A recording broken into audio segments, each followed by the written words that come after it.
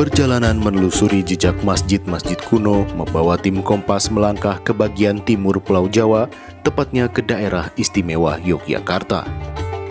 Adapun perjalanan ini ditempuh menggunakan Denza D9 yang mendukung perjalanan eksplorasi dengan teknologi modern, kenyamanan premium, dan pengalaman berkendara yang tenang menuju destinasi penuh makna. Di sana berdiri Masjid Gede Mataram, sebuah bangunan bersejarah yang menyimpan kisah panjang perjalanan Islam di tanah Jawa. Masjid ini dikelilingi tembok bata merah yang kokoh, mengingatkan pada sisa-sisa kejayaan arsitektur Majapahit. Masjid Gede Mataram mulai dibangun pada tahun 1578 dan selesai pada tahun 1587. Masjid ini dibangun pada era Panembahan Senopati dengan banyak melibatkan masyarakat yang pada saat itu masih menganut agama Hindu dan Buddha. Sejarah berdirinya masjid ini berawal dari perpindahan Ki Ageng Pamanahan dan anaknya Danang Sutawijaya ke Alas Mentau Kota Gede. Tanah pemberian Kesultanan Pajang lalu dijadikan masjid oleh Ki Ageng Pamanahan atas saran gurunya yaitu Sunan Kalijaga. Menurut penelitian dari Prof. Inayat ini didasarkan pada lanskap yang ada di Kota Gede pada waktu itu. Lanskapnya itu dataran rendah, kemudian dekat dengan sungai, diapit sungai gitu. Hal ini untuk menjaga suplai air, kemudian pertanian juga. Jadi jangan sampai kegiatan masyarakat itu terkendala karena kekurangan air. Karena kalau kita mau jauh menelusur ke belakang juga, peradaban-peradaban besar itu dimulai dari dekat sungai dulu, betul. Nah, kemudian karena melangkah ke Mataram ini, Mataram itu hadiah dari Kesultanan Pajang kepada Ki Ageng Pamanahan. Jadi memang lokasinya sudah ditentukan oleh Pajang untuk bisa dikelola Ki Ageng Pamanahan tadi akan bisa dikelola. Masjid Gede Mataram memiliki kedudukan yang sangat istimewa dalam sejarah Jawa. Masjid ini menjadi simbol pemersatu dan akar sejarah yang tidak terpisahkan antara Kesultanan Yogyakarta dan Kasunanan Surakarta. Meski kerajaan Mataram Islam kemudian terpecah menjadi dua akibat perjanjian Gayanti pada masa penjajahan Belanda, hubungan historis yang melekat pada masjid ini tidak ikut terbelah. Hingga kini, keberadaan dan pengelolaan Masjid Gede Mataram tetap dipertahankan sebagai satu kesatuan, menjadi pengingat bahwa sebelum terpisah oleh politik dan kekuasaan, keduanya berasal dari satu akar sejarah yang sama. Di sini masih satu raja Islam. Tapi kepemilikannya memang ada dua, yaitu Jogja, Solo. Ini Abdi Dalem juga ada dua, Abdi Solo, Abdi Jogja. Kalau Takmir satu, nggak ada Takmir Jogja, Takmir Solo. Meskipun dulu waktu Belanda perjanjian Giyanti ya, itu kan kita pernah dipecah jadi dua. Ini Tugunya nih Pak. Tugu ini sebagai pemecah oleh Belanda. Yang utara Tugu itu milik Solo, yang selatan Tugu milik Jogja. Nah itu dulu Belanda. Ini nggak dirusak monumen itu. Tapi masjid tetap jadi satu, ibadah tetap satu. Arsitektur Masjid Gede Mataram menunjukkan perpaduan budaya yang khas antara tradisi Hindu dan Islam. Hal ini terlihat dari pagar bercorak Hindu yang mengelilingi area masjid. Ruang utamanya beratap tajuk bertingkat dua berbentuk piramida, terbuat dari kayu dan ditutup genteng, dengan mahkota di puncaknya yang disebut Pataka.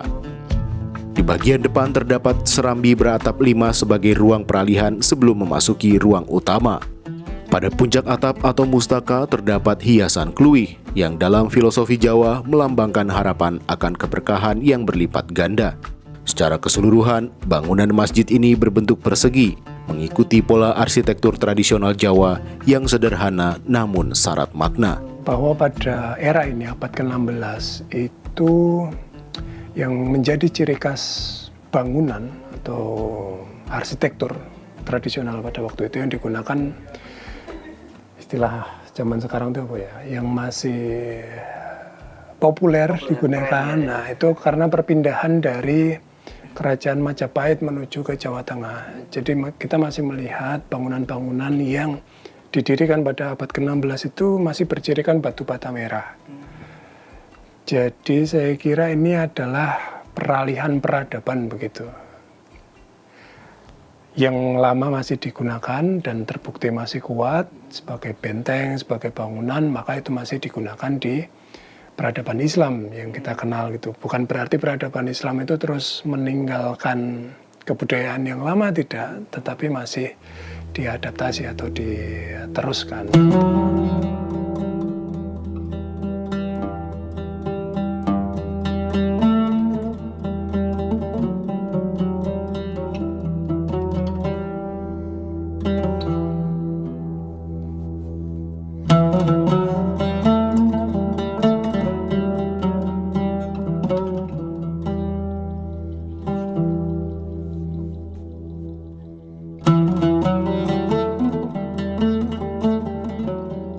Di balik rimbunnya pepohonan di Desa Cikakak, Kecamatan Wangon, Kabupaten Banyumas, berdiri sebuah masjid kuno bernama Masjid Saka Tunggal Baitus Salam yang lebih dikenal sebagai Masjid Saka Tunggal.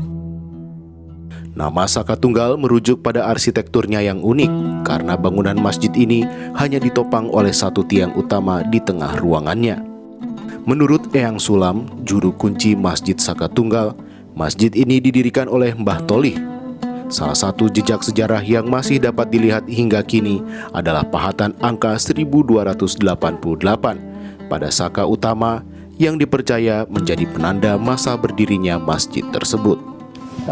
Cerita daripada Saka Tunggal, saya selaku pribadi sebagai juru kunci yang meneruskan ini semuanya dengan konsep amanah, disuruh menjaga, meneruskan, melestarikan ini semuanya. Masjid Saka Tunggal didirikan oleh Mbah Tolih, kata orang leluhur yang ada diberadakan di sebelum Demak katanya, dengan bukti konsepnya di Saka Tunggalnya ini ada angka 1288. Salah satu tradisi yang masih lestari di Masjid Saka Tunggal adalah tawasulan atau zikir saman. Ritual ini dilakukan setiap hari, terutama di sela waktu maghrib hingga isya, serta setelah sholat subuh. Suasana khusyuk zikir menjadi bagian dari kehidupan spiritual masyarakat sekitar yang telah berlangsung turun-temurun. Keunikan lain juga terlihat saat pelaksanaan sholat Jumat, ketika 4 orang muazin secara bersamaan mengumandangkan azan, menciptakan lantunan suara yang khas dan menjadi ciri tradisi masjid kuno ini. Ketika menjalani sholat Jumat, muazzinnya 4. Intinya dengan satu orang volume suaranya berapa jauh, ketika 4 orang berarti ada konsep penambahan jarak suara, sebenarnya arahnya, karena azan tadi pemberitahuan Bapak saat dan waktunya sholat kayak gitu tuh. Keunikan lain di kawasan Masjid Saka Tunggal adalah kehadiran ratusan kera ekor panjang yang hidup bebas di sekitar area masjid. Bagi masyarakat setempat, keberadaan satwa ini bukanlah gangguan, melainkan bagian dari ekosistem yang telah lama menyatu dengan sejarah tempat tersebut. Warga pun memilih hidup berdampingan secara harmonis dengan para kera. Sementara itu, di bagian belakang masjid terdapat makam Mbah Tolih, tokoh yang dipercaya sebagai pendiri masjid, yang hingga kini menjadi tujuan ziarah bagi para peziarah dari berbagai daerah. Bulan-bulan daripada peziarahan yang sudah terjadi sebagai tradisi ini ada di bulan Sa'ban, bulan besar, bulan Rajab.